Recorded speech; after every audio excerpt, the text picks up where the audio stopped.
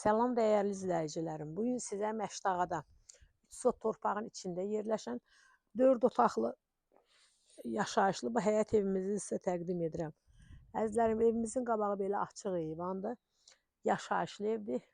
Qiyməti 68.000 manatdır. Real alıcı üçün qiymətdə razılaşma ev yəsi tərəfindən olacaq. Sənəti bələdiyyədir.